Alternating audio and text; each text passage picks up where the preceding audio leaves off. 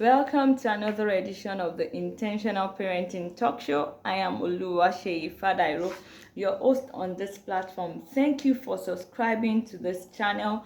Thank you for your likes. Thank you for your comments. Thank you for sharing with your friends. We'd love to see more of those engagements, and we'd also like to hear from you how this channel has been a blessing to you. It's all about intentional parenting. It's all about New Year, New Resolution. It's all about having your parenting goals. It's all about writing so many goals. Dear parents, if you're a parent and you are watching on this platform, even if you're going to be a parent to be, and you've written all the goals, you've spelled them out, your physical goal, your spiritual goals, your financial goals, your relationship goals, your health goals, and in all those goals you don't have anything about your parenting goals, then you have not written anything. Because when we're saying being intentional about your parenting, we are not just saying it because we love to use that word intentional. I would like to tell you this moment that intentional parenting is a service to God, and the goal of being an intentional parent is to raise a child or to raise children that will be useful to God, that God will be happy about, that God will say, "Welcome, my good and faithful servant. This is my beloved child in whom I am well pleased," that will be useful to himself or herself, that will be useful to the community, and finally that will be useful to your lineage. Remember, when Jesus was being introduced, so many things were said about his lineage. He's a son of this, and this is a son of David, son of Rahab, son of so many. So what will you like to be said concerning those children, or let me say concerning these children that you are producing? Will they be part of the great thing that the great things that God is going to do now and also in the future? That is the goal of being an intentional parent. We are not just using that word just because intentional is the best word to use or is a fine word to use in quotes. So we are going to go into the scripture and just look at examples of those that set certain goals without involving, and also that involved their children and the likes. Let's start with Prophet Eli.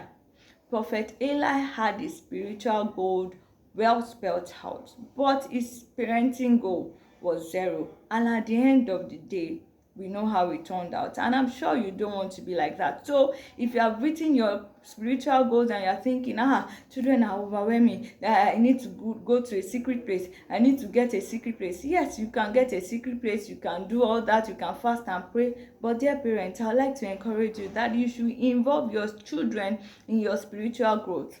As you are growing, yes, spiritual growth and spiritual growth goals. As you are growing as individual, you should also be able to carry your children along to grow together spiritually. Now let's go to financial goals. If you are setting financial goals and you are not involving your children, I wrote down here, I said you are just keeping money and investing money for therapy or for rehabilitation. I'm sure you said God forbid. Yes, I'm saying that too, God forbid. Therefore, you need to invest into the lives of your children so that they will turn out well. Like my people will say, Yoruba to be precise, Omota kolo magbele takota, meaning that a child that is not well trained will sell off the property and squander the money. I'm sure you are saying that's not my child. Yes, I said it on your behalf too. I am saying it too, that that's not my child. But like my husband would say, God forbid is not a strategy.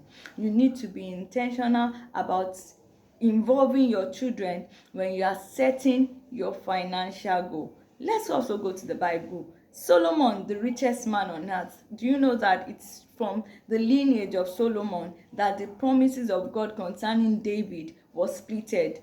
Let me just use that word splitted, because we had to have Israel and Judah. Solomon passed on everything to the child, but some things were left behind. So we should be intentional about what we are passing on. As we are training them, we should let them be involved about the family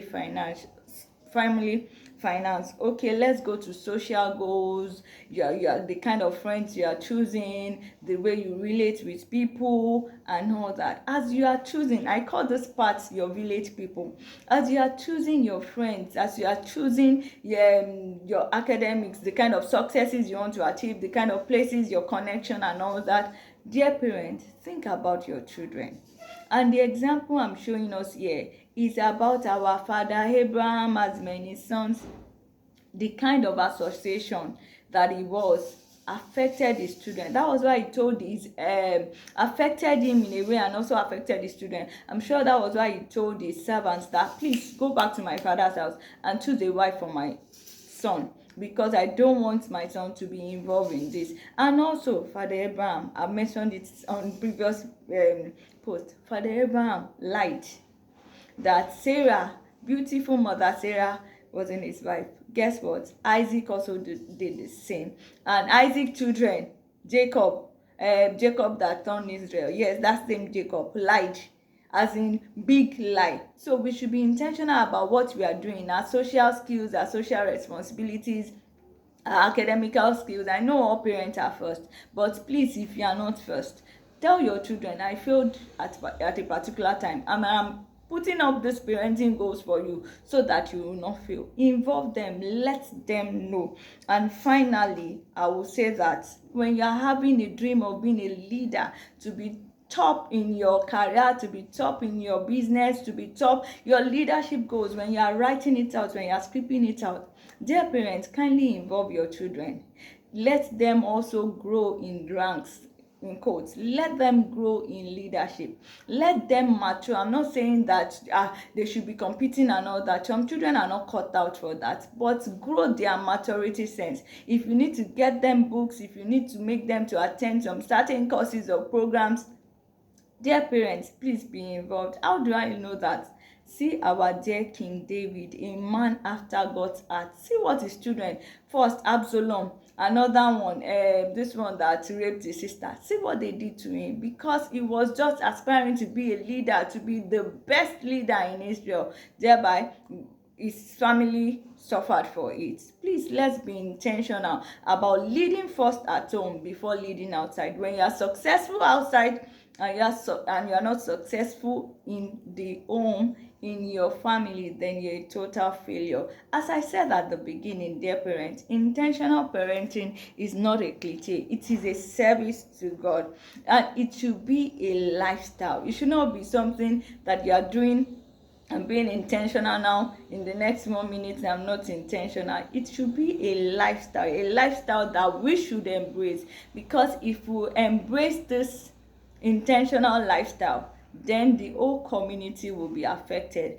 and before we know it, the world at large. You see all these challenges we are seeing in the environment. If you want to erase them, then you need to be intentional. You need to have a goal. You need to have a parenting goal about your parent. You need to be intentional about your parenting. Start by having a parenting goal, and I know that doing this, God will enable us to finish strong. Have a wonderful time. See you in our next post. Bye for now.